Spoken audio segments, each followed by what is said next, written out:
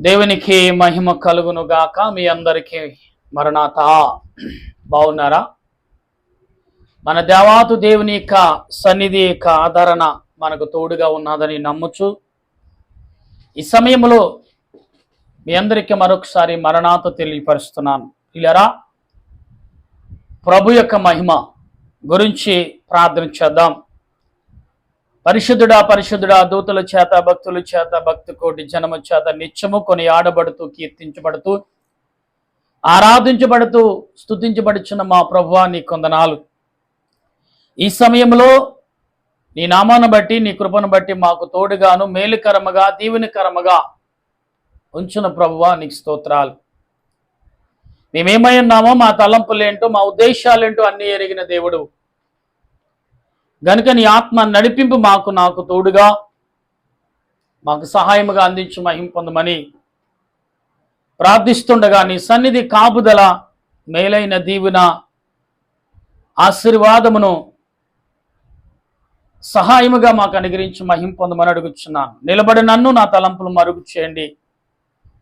ఎందుకంటే నేను మాట్లాడితే ఎవరు వినరు ప్రభువా, నీవే మాట్లాడని బిడ్డలకు నీ మహిమను గురించి విలువైన మాటలు తెలుసుకుని దాన్ని బట్టి నీ రాజ్యముకు సిద్ధపడే మాటల్ని బిడ్డలకు అనుగ్రహించమని అలుపుడైన నన్ను నీ సులువు చాటును మరుగుపరిచి నీ ఆత్మతో నన్ను బలపరిచి నీ సులువు చాటును మరుగుపరిచి ప్రభువా నా కంఠస్వరాన్ని బూరగా వాడుకోమని క్రీస్తు అతి పరిశుద్ధమైన నామములో ప్రార్థిస్తున్నాను పరమ తండ్రి, ఆమేన్. తండ్రి అయిన దేవుని కృప తోడుగా ఉండి ముందుకు నడిపించునుగాక, ఆమేన్. ప్రభునందు ప్రియా దేవుని ప్రియులారా, ఈ సమయంలో దేవుని వాక్యము నిమిత్తం మీకు అనేక శుభాలు తెలియపరుస్తున్నాను. ఎందుకంటే దేవుని వాక్యములో అనేక విషయాలు అందించినట్లుగా మనం చూస్తూనే ఉన్నాం. ఎందుకంటే దేవుని ఆత్మచేత మనం నింపబడిన మనకు దేవదేవుడు అనేక రీతిలుగా ఆదరణ కలిగించిన వారై ఉన్నారు. అయితే ఈరోజు దేవుడు మనందరితో ప్రభు అయిన యేసు మనతో మాట్లాడుచున్నారు. ఆయన మహిమ ఎటువంటిది, ఆయన శక్తి ఎటువంటిది వాక్య గ్రంథంలో చూద్దాం. మత్తయి సువార్త 17వ అధ్యాయం 2వ వచనంలో, మత్తయి సువార్త 17వ అధ్యాయం 2వ వచనంలో మనం చదువుతున్నప్పుడు యేసు ప్రభు మనతో మాట్లాడుచున్న ఈ మాటలను ఒకసారి మనం ఆలోచనలోకి ఆయన ముఖము సూర్యుని వలె ప్రకాశించును, ఆయన వస్త్రములు వెలుగు వలె తెల్లని వాయును. ప్రియులారా, ఇక్కడ దేవుని యొక్క మహిమ యేసు ప్రభులో కనబడుతుంది. ఆయన మహిమ ఎంతగా ప్రకాశించబడింది అని మనం ఒకసారి ఆలోచిస్తే సూర్యుడు వలె, మనం సూర్యుని ఎవరైనా చూడగలమా? చూడాలి. అంత తేజస్సులో ఆయన మొహం కనబడుతుందనేది లేఖనము మనకు చెప్తుంది. ఆయన మహిమను ఎవరైనా వివరించగలరా అంటే వివరించే శక్తి మన దగ్గర ఉందంటే దేవుడు ఇచ్చాడు, కానీ లోక సంబంధమైన క్రియల వల్ల దాన్ని మనం పోగొట్టేసుకుంటున్నాం. అయితే దేవుడు అంటున్నాడు, నేను ఎప్పుడు మీకు తోడున్నాను, మీతోటే ఉన్నాను.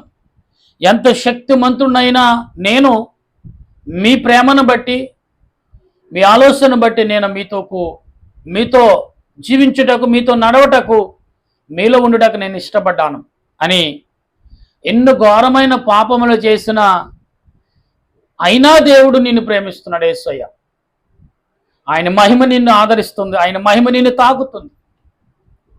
యేసు ప్రభు మహిమ నిన్ను తాకుతుందంటే ప్రియులారా, ఒకసారి మనం ఆలోచన కలిగి ఉండాలి. ఎటువంటి తాకుతుంది అనేది మార్కు సువార్త 10వ అధ్యాయము 32వ వచనంలో భక్తుడైన మార్కు గారు చెప్తున్న మాటల్ని ఒకసారి మనం విశ్లేషణ చేస్తే, వారు ప్రయాణమై యెరూషలేమునకు వెళ్ళుచుండిరి. యేసు వారికి ముందు నడుచుచుండగా వారు విస్మయముందురి, వెంబడించి వారు భయపడిరి. అప్పుడు ఆయన మరల 12 శిష్యులను పిలుచుకుని తనకు సంభవింప వాటిని వారికి తెలియజెప్ప ఆరంభించి, అంటే ఎందుకు ప్రభు చెప్పారు అంటే ఆయన మహిమను చెప్పారు, ఆయన శక్తిని కూడా చెప్పారు. అయితే వారు చెల్లుచున్న సమయంలో చాలామందికి ఏదో స్థలములో ప్రవేశించిన, సముద్రంలో ప్రవేశించిన, ఎడారిలో ప్రవేశించిన, ప్రయాణం చేసిన, అడవుల్లో ప్రయాణం చేసిన కొంచెం భయం అయితే పడుతుంది. ఎంతమంది ఉన్నా కూడా ఏదో ఒక కొద్ది భయం వస్తుంది, మానవ సహజం. కానీ దేవునితో ఉన్న శిష్యులకు భయం ఎందుకు, విస్మయం ఉందరంటే భయపడుతున్నారు వాళ్ళు. దేవునితో ఉండి, దేవుని శక్తితో ఉండి, దేవుని కుమారుడితో ఉండి, ప్రభువుతో, సృష్టికర్త నాదుతో, సృష్టికర్త అయిన ఆయనతో ఉండి, సృష్టికర్త అయిన పరిపాలించే పరిపాలకుడితో ఉండి వారు విస్మయం ఉందరంటే భయపడుతున్నారంటే ఒకసారి మనం ఆలోచించాలి. అప్పుడు ప్రభు అన్నారు, మీరు ఎందుకు విస్మయం పొందుతున్నారు అంటే, ఎందుకు అధైర్యపడుతున్నారు, ఎందుకు మీరు అలసట పొందుతున్నారు అంటే, మీరు ఎందుకు అధైర్యపడుతున్నారు, ఎందుకు మీరు ఇలాగున్నారని ప్రభు ప్రశ్నించినప్పుడు అనేక విషయాలు వారికి చెప్పి ప్రభు బలపరిచారు. ప్రియులరా, ఎందుకంటే యేసుక్రీస్తు ఈరోజు బలపరచడం కారణము ఆయన వలె ఈ లోకంలో మనం ఉండాలని, ఆయన వలె ఈ లోకంలో మనం జీవించాలని, ఆయన వలె ఈ లోకంలో మనం ప్రయాణము చేయాలని ఆయన ఆశించుచున్నాడు. అయితే కొన్ని విషయాల్లో మనం జాగ్రత్తలు కలిగి ఒకసారి విశ్లేషణ చేస్తే దేవదేవుడు అనేకమైన విషయాలకు లోబడిన వాడే. అయితే ప్రియులరా, ఈ సమయంలో మనం మరొక వాక్యాన్ని మనం గమనించినప్పుడు యేసు ప్రభు మహిమను చూసాం, ఆయన శక్తిని చూసి విస్మయం పొందుతున్న శిష్యులను చూస్తున్నాం. యోహాను సువార్త 18వ అధ్యాయము 6వ వచనములో మనం ఒకసారి గమనించినప్పుడు ఇక్కడ యోహాను గారు చెప్తున్న మాటలు మనం ఒకసారి గ్రహిద్దాం. ఆయన నేనే ఆయనని వారితో చెప్పగా వారు వెనకక తగ్గి నేలపడి, అంటే దేవుని యొక్క మహిమ, యేసు ప్రభు మహిమ. ఇన్నాళ్ళు చూసిన యేసు ప్రభువును, ఆ స్థనములో బంటులు పట్టుకున్న ఆ యేసు ప్రభు ఒకటే, కానీ శక్తి డిఫరెన్స్ ఉంది. ఈయన గెచ్చమైన తోటలో ప్రార్థన ఆకార ముగింపులో ఉన్నాడు ఆయన. అంటే మరలా గెచ్చమని తోటకు రాడు. ఆ గెచ్చమని తోటకు రాని సమయంలో దేవుడు యేసు ప్రభు గెచ్చమని తోట చేసిన ప్రార్థన బలమైన ప్రార్థన, శక్తితో కూడిన ప్రార్థన. ఆ ప్రార్థన ఆయన్ని ఆవరించింది. దైవ తండ్రి యొక్క శక్తి ఆయన మీదకు వచ్చింది. అప్పుడు యేసు ప్రభు నేనే ఆయనను అన్నప్పుడు ఆ మాటలో నుంచే గొప్ప ప్రభావం వెళ్ళి వారిని తాకినప్పుడు వారందరూ పడిపోయారు. ప్రియులరా, ఆయన చేసిన ప్రార్థన ఈ 3.5 సంవత్సరాలు గెచ్చమైన తోట చేసిన ప్రార్థన కంటే ఆఖరి గడియలో ప్రార్థన చాలా బలమైనది.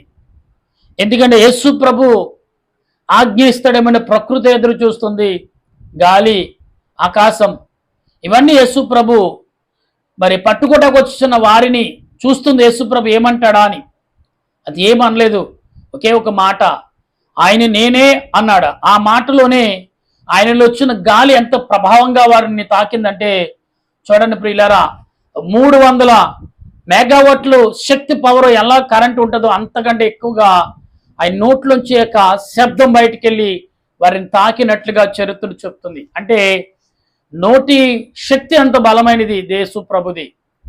ఆ శక్తిని చూసి పడిపోయారు వాళ్ళు. ఎందుకంటే యేసు ప్రభు మహిమను ఊహించుకోటకును వర్ణించుటకు మనం సరిపోమనేది మనం గ్రహించాలి.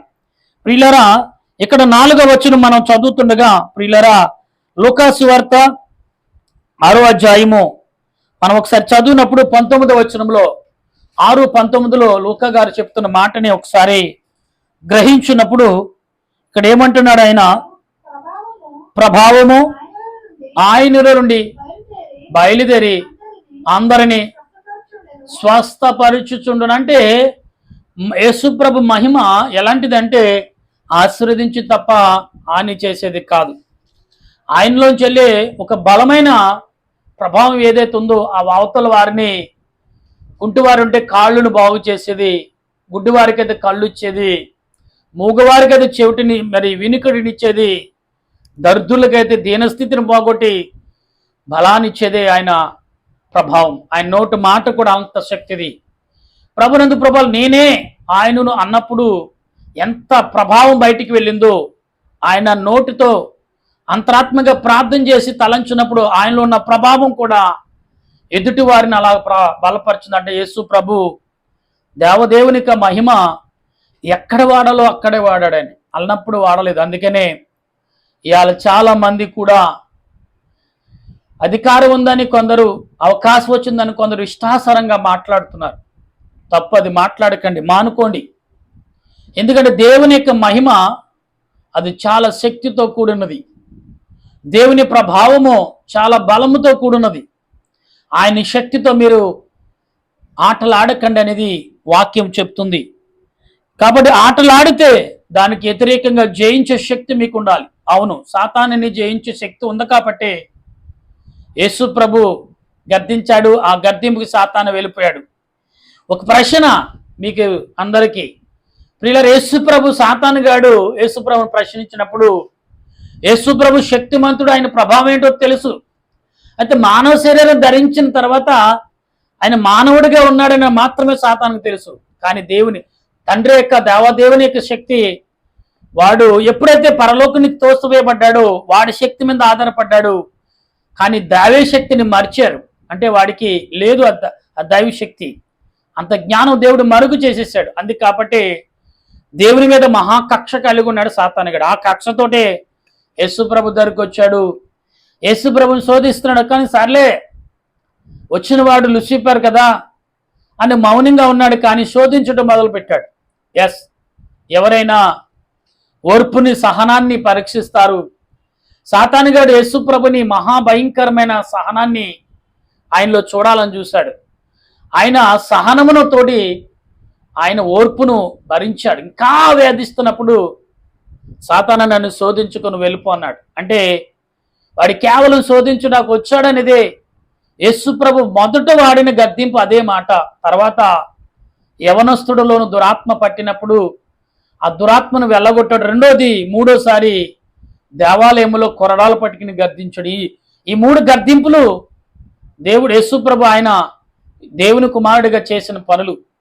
ప్రియులారా, గమనించండి ఒకసారి. యేసు ప్రభు శక్తి నీకు కావాలనుకున్నాడు, ఆయన మహిమ నువ్వు పొందాలనుకున్నప్పుడు కరెక్ట్గా మనము మనుషులుగా ఉన్నా కానీ ఆయన ప్రభావము మనలో ఉన్నదనేది మనం గమనించాలి. అవును, ఇది ఎలాగ మన ఎగ్జాంపుల్గా మనం తెలుసుకోవాలంటే చాలా మంది పెద్దలు చెప్తూ ఉంటారు, సంకల్పన అంటే నిన్ను నువ్వు బలపరుచుకోవటం, నిన్ను నువ్వు పురుగలుపుకోవటం, నీ ఆలోచనతో నువ్వు నిన్ను బలపరుచుకోవటం, నీ ఆలోచన నీ మెదడులో ఆలోచన బలపడితే ఎటువంటిదైనా నువ్వు చేయగలవు. చేయలేని భయమే నిన్ను కృంగపరుస్తుంటే ఆ భయాన్ని పోగొట్టు.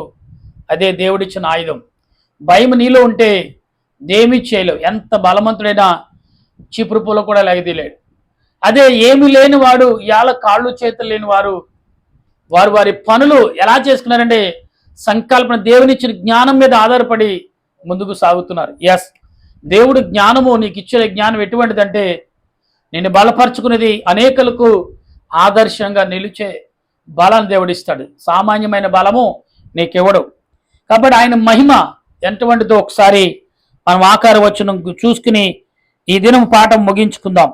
ప్రియులారా, మార్కు సువార్త మరి చూడండి 5వ అధ్యాయము మనం చదువుతున్నప్పుడు ఇక్కడ మొదటి వచనంలో, మార్కు సువార్త 5వ అధ్యాయం మొదటి వచనంలో మనం చదువుతుంటే ఇక్కడ విషయం కనబడుతుంది. వారు ఆ సముద్రమునకు అద్దరనున్న గెరాసేనుల దేశముకు వచ్చిరి. ఆయన దోణి దిగగానే, అంటే ఇక్కడ మనం చెప్పను కదా ప్రియులరా, అపవిత్ర ఆత్మ పట్టిన వాడొకడు సమాధుల్లో నుండి వచ్చి ఆయన, అంటే సమాధులు అంటే సమాధి మీరు అనుకో సమాధుల దగ్గర ఉన్నాడు, సుసానులో ఉన్నాడు, అతను బయలు స్థలములో ఉన్నాడు. అంటే మనిషిని కప్పెట్టే స్థలములో అతను జీవిస్తున్నాడు. సమాధుల్లో నుండి అంటే సమాధుల్లోంచి పైకి లేచాడు అనుకోకండి, సమాధుల మధ్యన జీవిస్తున్న అతడు దురాత్మ పట్టినవాడు. గమనించండి, దురాత్మలకు చోటు ఏదంటే ఎవడి వాడైన స్థలమే వారికి ఆ స్థలం ఎవరు అపవిత్రంగా చూస్తారు, ఆ స్థలంలోనే ఎవరు రారనే స్థలంలోనే వాడు ఉంటాడు సాతానుగాడు. కానీ మనుషుల దగ్గరకు వచ్చినప్పుడు మనుషుల్లో లీలమై మనుషుల మధ్యకి వస్తాడు. కనుక ఇక్కడ యేసుప్రభు చేసే క్రియను, గొప్ప కార్యమును మనము ఎరిగి ఉండాలి. అందులో 25:20 చదువమ్మా. 12 ఏళ్ల నుండి రక్తస్రావ రోగము ఒక స్త్రీ ఉండెను. ఆమె అనేక వైద్యులు అంటే ఇక్కడ రక్తస్రావి ఆ స్త్రీ యొక్క చరిత్ర మీ అందరికీ తెలుసు. అయితే యేసు ప్రభు తనకు తానుగా క్రియేట్ చేసుకోలేదు, కానీ ఊహించని రీతి క్రియలు కూడా ఆయన గొప్ప కార్యాలు చేశాడు. అంటే ఆయన ముందు వెళ్తున్నాడు. ఆయన ప్రభావం కూడా, ఆయనలో ఉన్న ప్రభావం ఎటువంటిదంటే చూడండి ప్రియులారా, అగ్ని మండుచున్నది. అగ్ని దగ్గనున్న వరకు కాదు, దూరం ఉన్న వరకు కూడా ఆ వెలుగు కనబడుతుంది. ఎస్, చాలా మంది దూరాన్ని ఉన్న వారికి కూడా, 10 అడుగులు దూరం ఉన్న వారికి కూడా ఆ ప్రభావం కనబడుతుంది. అంటే అంత శక్తి అగ్నికి ఉంది. యేసుప్రభు దానికంటే మహాశక్తిమంతుడు. అయితే ఆ అస్త్రాస్త్రావి ఆ స్త్రీ ఆ అస్త్రం మీద తాకిందో కనుక యేసుప్రభు యొక్క శక్తి ఎంత బలమైనదో మనం ఎరిగిన వారం. ఆ అగ్ని ప్రభావం ఎంత ప్రభావం ఉంటుందో చుట్టుపక్కల వారికే కాకుండా వెనకాల ఉన్న వారికి కూడా తలుగుతుంది. అలాంటిది యేసుప్రభు యొక్క శక్తి. ప్రభునందు ప్రియులారా, ఈ సాయంకాల సమయంలో వింటున్న మీరు నేను గ్రహించాలి. ఈ రోజున ఆఖరి వచనం చదువుకుందాం. లూకాసు వార్త మనం చదువుతున్నప్పుడు లూకాసు వార్త 7వ అధ్యాయము 13-15 ఒక వచనాలు మనం చదివితే ఇక్కడ కూడా ఆయన మహిమే కనపడుతుంది.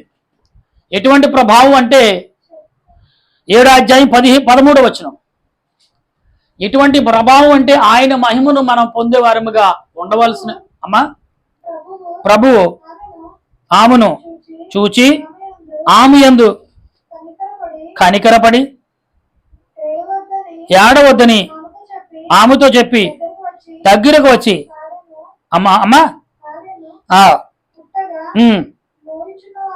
పాడిన ముట్టగా మోయిచున్న వారు నిలిచిరి. ప్రభునందు ప్రియులరా, కుమార్తె చనిపోయాడని లేదా బిడ్డ చనిపోయాడు అనుకుంటున్న తల్లి యొక్క బాధను, వారి కుటుంబం యొక్క బాధను యేసుప్రభు ఏడవకండి, అతడు నిద్రపోయాడు, ఆమె నిద్ర ఉంది అని చెప్తున్నాడు ప్రభు. ఇక్కడ కూడా ప్రియులరా, యేసుప్రభు ఎందుకు ఆ క్రియలు చేశాడు అంటే దేవుని కుమారుడని. ఆయన దేవుని కుమారుడు అనకుండానే క్రియలు చేయగలడు. ఆయన ఎక్కడో ఉండి క్రియలు చేయగలడు. కానీ ప్రజలకు, సాతానుతో నింపబడిన ప్రజలు, వారిలో ఉండే సాతానును బయటికి వెళ్ళగొట్టాలి. వారంతటి వారే వెళ్ళగొట్టాలంటే క్రియ కలగాలి, క్రియ చూడాలి. చూడకపోతే సాతాను వెళ్ళగొట్టుకోలేరు. అందుకే చాలా మంది కూడా రుచిని తూచని తప్ప ఆ రుచి యొక్క విలువను వెరగరు. అందుకనే పలానా చోట మాకు పలానా భోజనం చాలా బాగుందని చెప్తూ ఉంటారు. ఎందుకంటే రా అక్కడ నువ్వు కూడా తిను అంటారు. ఎందుకంటే ఆ రుచిని నువ్వు చూస్తే చాలా అదురంగా ఉంది అని అడుగుతుంటారు. ప్రియులరా, అటువంటి మహిమను యేసుప్రభు చేశాడు. ప్రజలలో దేవుని యొక్క శక్తి ఉంది, కానీ సాతాను దాని యొక్క క్రియలను ఏం చేస్తాడు? సాతాను వాడి వల్ల ఈ క్రియను వారు మర్చిపోతున్నారు, వెరగరట్లేదు. కనుక మనం ఒకసారి ఆలోచించి ఆయన మహిమను చూసినట్లుగా, ఆయన మహిమను ఎరుగునట్లుగా, ఆయన మహిమను కనుగొన్నట్లుగా ఆత్మ నడిపింపుతో ఉండగల కృపను దేవదేవుని యొక్క సన్నిధి ఈ సాయంకాల సమయంలో మనందరికి అందించి ఆయన మహిమలో నింపబడినట్లు, ఆయన మహిమను పొందుకున్నట్లు పరిశుద్ధాత్మ దేవుడు మనందరికి అందించును గాక. ఆమేన్. ప్రార్థన చేద్దాం. దయగల మా ప్రభువా, నీ వందనాలు స్తోత్రాలు చెల్లిస్తున్నాం. ఈ సమయంలో ప్రార్థిస్తుండగా మా ప్రార్థన ఆలకించుము దేవా. మేమే కాదు, మా దేశ ప్రజలు, మా దేశ నాయకులు, మా దేశ పెద్దలు, సర్వము ఎరిగిన వారు, సేవకులు, పరిచారకులు, సువార్థకులు, పండితులు, ఎందరో నేను ఎరిగిన వారు ఉన్నారు, నేను ఎరగిన వారు కూడా ఉన్నారు. అందరూ నీ మహిమను చూసేవారే, ఏదో ఒక రోజున నీ శక్తిని పొందుతున్న వారే, అయ్యో దేవుని శక్తి ఉందని గ్రహించుచున్న వారే అనేకులు ప్రభా. వారందరినీ చూచుచున్న దేవుడువు. అదే సాతానుగాడు నీ శక్తి తెలియక వచ్చాడంటే అవును అనవచ్చు. కొందరైనా వాడి శక్తితో ప్రభావం చూపిస్తారు, కానీ వాడి శక్తి తెలియక, నీ శక్తి తెలియక చాలాసార్లు శోధించాడు.